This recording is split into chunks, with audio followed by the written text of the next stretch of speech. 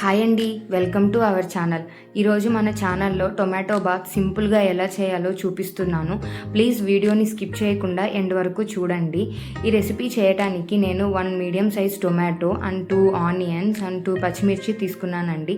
వీడియోలో చూపిస్తున్నట్టు tomatoes and ఆనియన్స్ని ఈ విధంగా కట్ చేసుకున్నాను.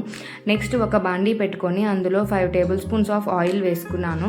ఈ రెసిపీకి కొంచెం ఆయిల్ ఎక్కువగానే పడుతుందండి. ఆయిల్ తక్కువ వేసుకుంటే ఉప్మా అనేది సంగటిగా వస్తుంది, సాఫ్ట్గా రాకుండా.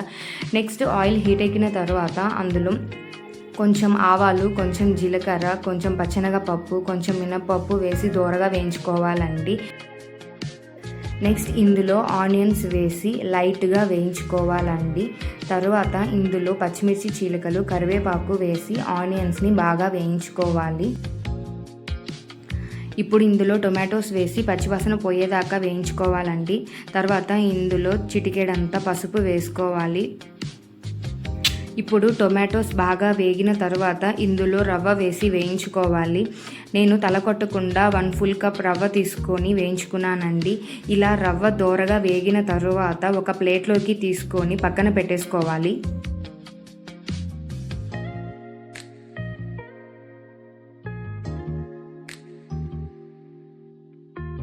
ఇప్పుడు అదే బాండీలో 1 కప్ రవ్వకి 4 కప్స్ ఆఫ్ వాటర్ పోసుకోవాలి.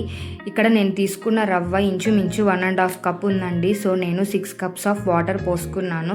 తర్వాత స్టవ్ని హై ఫ్లేమ్లోకి మార్చుకొని వాటర్ని బాగా మరిగించుకోవాలి.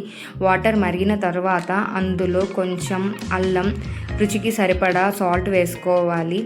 నెక్స్ట్ ఇందులోనే కొంచెం నెయ్యి వేసుకుంటే టొమాటో బాత్ టేస్ట్ చాలా బాగుంటుందండి. ఇలా వాటర్ బాగా తెరిలిన తర్వాత ఇందులో మనం వేయించి పెట్టుకున్న ఉప్మా రవ్వ కొంచెం వేసుకుంటూ గరిటెతోటి బాగా కలుపుకోవాలండి, ఉండలు కట్టకుండా. ఇలా బాగా కలుపుకున్న తర్వాత ఒక మూత పెట్టి 10 మినిట్స్ పాటు కుక్ చేసుకోవాలి.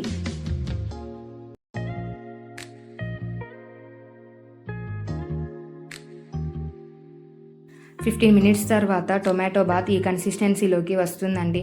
అంతే అండి, టొమాటో బాత్ రెడీ అయిపోయింది. చాలా సింపుల్ కదా ఈ రెసిపీ చేయడం. మీరు కూడా ఒకసారి ట్రై చేసి ఎలా వచ్చిందో మీ ఫీడ్బ్యాక్ని కామెంట్ బాక్స్లో పోస్ట్ చేయండి. ప్లీజ్ ఈ వీడియో నచ్చినట్లయితే లైక్, షేర్ అండ్ సబ్స్క్రైబ్ చేయండి.